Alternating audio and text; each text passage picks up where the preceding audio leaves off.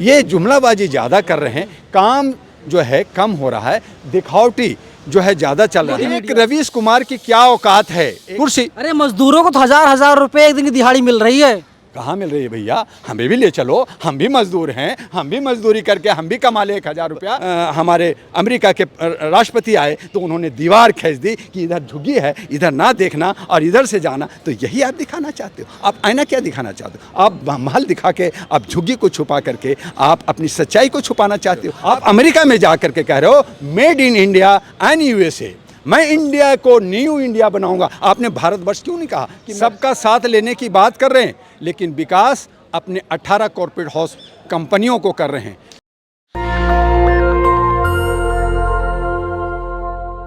मेरे साथ अभी पूर्व IAS ऑफिसर और ह्यूमन राइट एक्टिविस्ट दुआ साहब मौजूद हैं। सर, ये जो जिस तरीके से बीजेपी काम कर रही है, कैसे देखते हैं आप? बीजेपी बेहतर कर रही है या बुरा काम कर रही है? देखिए, मैं आपसे बेबाक बात करना चाहूँगा कि जब आपातकाल लगा था 1977 में, मैं एक छात्र था और इंदिरा गांधी बहुत क्रूर शासक और बहुत बड़ी शासक मानी जाती थी और उसको बदलने के लिए सभी लोग लामबद्ध हुए थे और जनता दल आई। उसके बाद में कांग्रेस दोबारा आई, काम किया, लेकिन फिर ऐसा लगा कि कहीं ना कहीं कुछ ना कुछ कमी है और हमारे बीच में जो प्रोग्रेस होना चाहिए युवाओं का, देश का, वो नहीं हो रहा है। एक नया विकल्प आना चाहिए और नए विकल्प में बीजेपी आई। जब 5 साल आई तो कहा कि नहीं, थोड़ा सा अभी और समय दिया जाए, शायद काम करेंगे। और हमने 9 साल से लगातार देख रहे हैं तो हमने देखा कि ये जो कह रहे हैं और कहने और करने में, कथनी में इनका बहुत फ़र्क है। ये जुमलाबाजी ज़्यादा कर रहे हैं, काम जो है कम हो रहा है, दिखावटी जो है ज़्यादा चल रहा है। यहाँ पे जो आरोप लगा रहे हैं काम नहीं हो रहा है, सिर्फ दिखावा हो रहा है। टीवी मीडिया इतनी ईमानदार है, ईमानदारी के साथ काम कर रही है। टीवी वाले तो कह रहे हैं कि बहुत बेहतर काम हो रहा है। मीडिया ईमानदारी से काम कर रही है। अगर चैनल वाले ईमानदारी से कर रहे हैं तो आज भारत में नहीं, पूरे विश्व में इन्हें गोदी मीडिया और भक्त मीडिया क्यों कहा जा रहा है? तो रवीश कुमार के द्वारा इजाद किया गया शब्द है गोदी मीडिया। रवीश कुमार की क्या औकात है? एक जर्नलिस्ट है वो, एक रवीश कुमार पूरा 140 करोड़, जिस गली जिस मोहल्ले में चले जाइए कि आज जितने भी इलेक्ट्रॉनिक मीडिया हैं, जितने भी स्ट्रीम मीडिया हैं, वो गोदी मीडिया है, वो पेड मीडिया है। आज करोड़ों में बातें हो रही है, वो मुझसे पूछिए ना। आप पूछना चाहेंगे, मैं नाम बताऊं आपको? उसमें मेरे बहुत सारे दोस्त हैं जो जहां जीरो, जिनको चाय पीने की पैसा नहीं थी, आज 100 और 150 करोड़ में खेल रहे हैं। वो पैसा कहाँ से आया?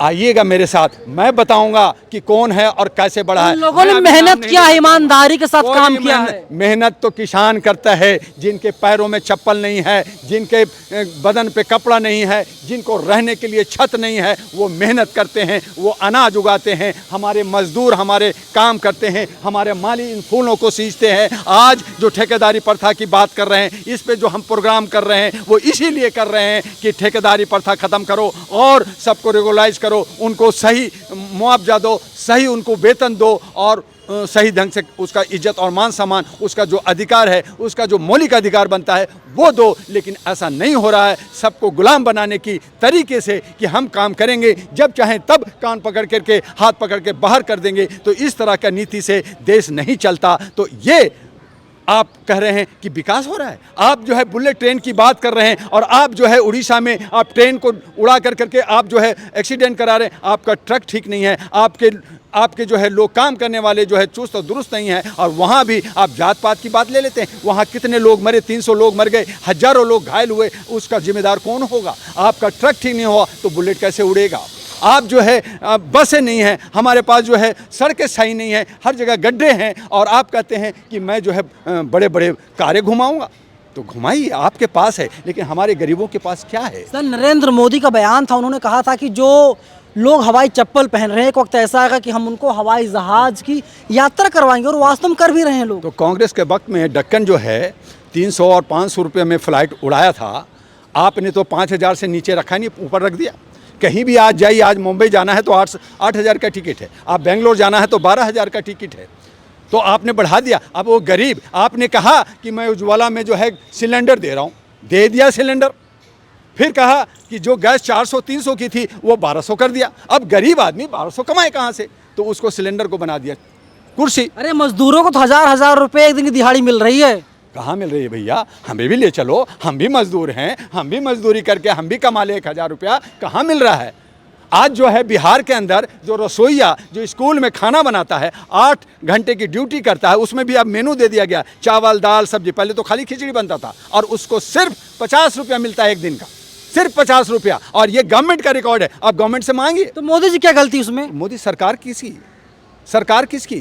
सेंट्रल गवर्नमेंट किसकी? आज प्रधानमंत्री कौन? जो प्रधानमंत्री होगा उसी से पूछा जाएगा, वही प्रतिनिधित्व करता है। और जो स्टेट में जो चीफ मिनिस्टर होता है वो प्रतिनिधित्व करता है, उनकी जिम्मेदारी बनती है। छोटे छोटे मुद्दों पे कहाँ उलझ रहे हैं आप आप अमेरिका की बात कीजिए, आप मिस्र की बात कीजिए। अगर मुझे एक रोटी नहीं मिलेगा, अगर मेरे पास खाने को नहीं है, कपड़ा नहीं है, हमें रहने की जगह नहीं है, झुग्गी में है, हम रैन बसेरा में रहते हैं, और हम बात करें महलों का, हम 45 करोड़ के महलों की बात करें। हमारे दिल्ली के चीफ मिनिस्टर ने कहा कि हम सड़कों पे चलेंगे, हम महलों में चलेंगे, हम कोई सुविधा नहीं लेंगे, हम पैदल चलेंगे, हम जो है कोई सुविधा नहीं लेंगे, सिक्योरिटी नहीं लेंगे। तो आज वो 8 गाड़ियों में घूम रहे, आज वो 45 करोड़ में घूम रहे, और वो कह रहे हैं कि मैं तो सिर्फ 45 करोड़ में। लेकिन हमारे जो प्रधानमंत्री है वो 45,000 करोड़ में रह रहे हैं और वो रोज़ 5 करोड़ खर्चा कर रहे हैं। तो इस तरह से क्या है हमारा लोकतंत्र? जो हम गरीब हैं, जो हम पिछड़े हैं, हम जो है दलित हैं, हम जो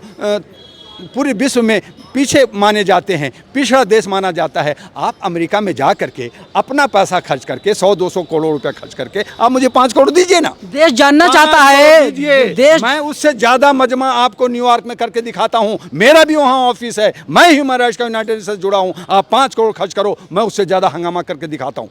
आपने 150-200 करोड़ खर्च करके, आपने 10-15 को जोड़ करके कहा मेरे बहुत स्वागत हो। तो आप वहाँ से हमारे पब्लिक को, हम जो वोट देते हैं उनको लुभाना चाहते हो। आप हमारे वोटर को, हम जो हिंदुस्तान में हैं, हमें वोटर का आप पेंशन दो ना 100 रुपया, हमें दो ना 1,000 रुपया। कहाँ दिया? कहाँ दिया? आप वहाँ करोड़ों खर्च हो रहा है, आप दिखा रहे हो बीच में। अच्छी बात है, हमारे देश का प्रधानमंत्री का कहीं सम्मान होता है तो वो हमारी अच्छी बात है, वो हमारा रिगार्ड है। लेकिन जनता अगर पीस रही है, जनता मजदूरी कर रही है, जनता भूखे मर रही है, और आप उस पर जो है राज कर रहे हो, तो इसी तरह से जैसे गुजरात में जब हमारे अमेरिका के राष्ट्रपति आए तो उन्होंने दीवार खींच दी कि इधर झुग्गी है, इधर ना देखना और इधर से जाना। तो यही आप दिखाना चाहते हो। आप आईना क्या दिखाना चाहते हो? आप महल दिखा के, आप झुग्गी को छुपा करके आप अपनी सच्चाई को छुपाना चाहते हो। आप कह रहे हो मैं बुलेट ट्रेन चला रहा हूँ, आप मैंने ये चला रहा हूँ, मैं वो कर रहा हूँ, और हम मर रहे हैं।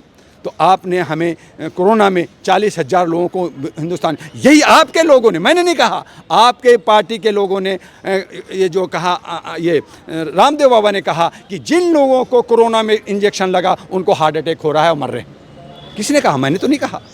और जिन लोगों ने इंजेक्शन नहीं लिया वो सब चंगे हैं, उनको कुछ नहीं हुआ। तो फिर कहीं ना कहीं तो गड़बड़ झाला है भाई, कहीं ना कहीं गड़बड़ झाला है। और ये सब प्रशासन की जो है चुस्ती दुरुस्ती नहीं होने की वजह से, दो मुँहें साफ होने की वजह से ये हो रहा है। अगला सवाल मेरा यही है कि नरेंद्र मोदी जो है इस समय मध्य प्रदेश के भोपाल में हैं, वहाँ पर वंदे भारत को हरी झंडी दिखा रहे हैं और कह रहे हैं कि 2047 तक भारत विकसित देश बन जाएगा और 2047 तक बीजेपी रहेगी। भैया मैं कुछ भी कहूँ, मैं आपको सोने की नगरी दे दूँगा, मैं सोने की नगरी दे दूँगा। और खुद कह रहे हैं कि जो झोला लेके आया हूँ और झोला में कितना माल ले जाऊंगा, और अपने 2-4 साथियों को अरबों खरबों रुपए का लोन वापस कर रहे हो। आप किसी गरीब का क्या आपने 10,000 माफ़ किया? आपने कहा कि जीरो बैलेंस से अकाउंट खुलेगा, फिर आप बैंकों से जाके पूछिए, कहता है कि हमारे यहाँ बैलेंस 5,000 10,000 रखना पड़ेगा। तो वो जीरो बैलेंस कहाँ गया? तो आप किस तरह की बात कर रहे हो? आप अमेरिका में जा कर के कह रहे हो made in India and USA, मैं इंडिया को न्यू इंडिया बनाऊंगा। आपने भारतवर्ष क्यों नहीं कहा कि मैं भारतवर्ष का विकास करूंगा, भारत माता की जय क्यों नहीं कहा? वहाँ इंडिया इंडिया की बात कर रहे थे। और जब आप इंडिया में आए हो अभी मिस्र से, तो वहाँ तो आप मुसलमान बन गए, अब आ गए अपने इंडिया में भोपाल में, तो अब आपको भारतवर्ष नज़र आ रहा है। अब यहाँ पे इंडिया करो, यहाँ भी इंडिया करो। अरे करना ही है तो भारतवर्ष को भारत कहने वाला बंदा नहीं है, जो भारतीयता देने वाला नहीं है, उसकी बातों पे आप कहते हैं कि मैं विश्वास करूं। गलत तरीके से इल्जाम लगाते हैं। क्या करें? देखिए नरेंद्र मोदी से जब सवाल पूछा गया, नरेंद्र सर, हम आपका वो जो आप ही का सवाल है उसको मैं क्रॉस कर रहा हूं, मैं इल्जाम नहीं लगा रहा। सर नरेंद्र मोदी से जब पूछा गया अमेरिका में कि यहाँ पर भारत में अल्पसंख्यक जो हैं उनकी स्थिति बड़ी खराब है। तो नरेंद्र मोदी ने साफ कहा कि सबका साथ सबका विकास और सबके विश्वास के साथ लगातार हम लोग आगे बढ़ रहे हैं। वो सबका साथ तो ले रहे हैं, बहुत अच्छी बात है, सबका साथ लेने की बात कर रहे हैं, लेकिन विकास अपने 18 कॉर्पोरेट हाउस कंपनियों को कर रहे हैं। वो सबका विकास नहीं हो रहा। अगर सबका विकास होता तो आज मैं आपके बीच में ये पसीना में बहता हुआ सड़कों पे हम खड़े हुए नहीं मिलते। आपको मौका मिला, किस पार्टी में जाएंगे आप? मैं किसी पार्टी में नहीं जाऊंगा। मैं मानवाधिकार अपने आप में बहुत बड़ी, हमारी 1 करोड़ से ज़्यादा मेंबर्स हैं, हमारी सारा है। हमने उस पर भी एक पार्टी का रूप भी दिया है कि कोई अगर मानवाधिकार से बढ़ना चाहता है तो बढ़े। मैं किसी पार्टी का सहयोगी नहीं हूँ, लेकिन जो अच्छा काम करेगा, मैंने कहा 9 साल से मैंने कहा अच्छा होगा, अच्छा होगा, अच्छा करेंगे। 1-2 अच्छा काम किया मैंने, मोदी जी जय हो किया, अभी भी मोदी जी जय हो करने की मैं ताकत रखता हूँ, लेकिन वो समानता के साथ काम करें, किसी के डायरेक्शन में काम ना करें, किसी के बहकावे में काम ना करें। वो किसी जात पात, एक देश का प्रधानमंत्री हर जनता का होता है, वो समानता के साथ चले, मैं उनके साथ हूँ। लेकिन आज हमारे के यहाँ भेदभाव भरा पड़ा है। आप यूनाइटेड नेशन जो पूरा वर्ल्ड का जो है नेतृत्व करता है, वहाँ कहते हैं कि हमारा भारत में भेदभाव नहीं है। अगर भेदभाव होगा तो लोकतंत्र नहीं होगा। तो मैं उन्हीं की बात को, झूठ बोल रहे हैं क्या? भेदभाव हो रहा है और लोकतंत्र, जहां भेदभाव होगा वहां लोकतंत्र नहीं होगा। तो भेदभाव है तो लोकतंत्र नहीं है। तो लोकतंत्र को खत्म करने के लिए आप राजतंत्र बनाना चाहते हो, और उसी के लिए जो आपने 28 मई को जो आपने बिष्टा में, आप बिष्टा का नाम आप मोदी भवन रख लेते, आप गांधी भवन रख लेते, अम्बेडकर भवन रख लेते, सुभाष चंद्र भवन रख लेते। आपने बिष्टा अंग्रेजी नाम रखा। वहाँ जो है अशोक स्तंभ को हटाएगा, वो सतमय जयते को हटाएगा, वहाँ पे जो है हमारी सारी मान मर्यादा गांधी जी का बेइज्जत किया गया, और आपने उसको गोडसे और जो है वीर सावरकर, कुछ भी बोलिए, नरेंद्र मोदी फिर से आ रहे हैं 24 में। आपकी प्रेडिक्शन है, आपकी सोच है। जनता जाग गई है, जनता समझ गई है। अब ये जो है हमारी जो 1977 में जो इमरजेंसी लगा था, उससे भी बुरी हालत आज भारत के अंदर हो गई है। लोगों को दिख नहीं रहा, लेकिन दिखेगा, और ये जन क्रांति आकर करके आपको बता देगा कि आपके आने वाले 5 राज्य जो इसी देश में इसी साल के अंत में अक्टूबर में है, वो 5 राज्य इनके हाथों से जाएगा, जैसे कर्नाटका गया। और जब आपके पास 20 से 22 राज्य नहीं रहेगा तो 1-2 राज्यों को लेकर के आप क्या डुगडुगरी बजाओगे? उत्तर प्रदेश और गुजरात के सहारे क्या भारत में राज करना चाहोगे? वो भी आपके हाथ से जाएगा। और आने वाले 2024 में बीजेपी को हारना होगा। अगर बीजेपी को जीतना है तो मेरे से मंत्र लें, वो जो है अपने जो हम मैनिफेस्टो पे आएँ, जात पात को भूल जाएं, भेदभाव को भूल जाएं, समानता की बात करें, तो मैं समझता हूं कि लोग फिर बीजेपी को जिताएंगे। अगर वो इस पे नहीं आएंगे, अगर वो जय बजरंगबली करते रहेंगे, राम मंदिर और ये सब करते रहेंगे, हिंदू मुस्लिम लड़ाते रहेंगे, भेदभाव करते रहेंगे, मानवता का ये करेंगे, हमारे जो है जन्म सिद्ध अधिकार है, हमारा फंडामेंटल राइट्स है, हमारे आर्टिकल 19 है, हमारा आर्टिकल 21 है, इसका अगर वो चकनाचूर करेंगे, और हमारे स्ट्रीम मीडिया जो है हमारे जो है सोशल मीडिया को दबाते रहेंगे, मारते रहेंगे, ये कुछ नहीं है, और वो अपनी मर्जी से दिखाते रहेंगे, दिखाना कुछ चाहिए, दिखाएंगे कुछ, तो फिर मोदी जी नहीं रहेंगे। चलिए, 2024 में वो दावा कर रहे हैं, वादा कर रहे हैं 24 में नरेंद्र मोदी नहीं आएंगे। अगर नरेंद्र मोदी को तीसरी बार सत्ता में आना है तो दुआ साहब के पास आना पड़ेगा और इनसे मंत्र लेना पड़ेगा, और जब मंत्र मोदी जी ले लेंगे, इसके बाद तभी 2024 में चुनाव जीत पाएंगे, और तभी देश के तीसरी बार लगातार नरेंद्र मोदी प्रधानमंत्री बन पाएंगे। फिलहाल पूरी बातचीत पर आपकी क्या राय है, आपके क्या विचार हैं? कमेंट बॉक्स खुला हुआ है, अपनी राय आप लोग हमें ज़रूर बताइएगा। कैमरा पर्सन बॉबी के साथ मैं नवीन कुमार नंदन, national Dastak, ITO, Delhi. National Dastak की आपसे गुजारिश है कि अगर इसको बचाना चाहते हैं तो नेशनल दस्तक को सब्सक्राइब करने के लिए रेड कलर के सब्सक्राइब बटन को दबाएं, फिर बेल आइकन की घंटी दबाएं। नेशनल दस्तक को बचाने के लिए बहुत ज़रूरी है कि हर खबर को शेयर करें, लाइक करें, कमेंट जरूर करें।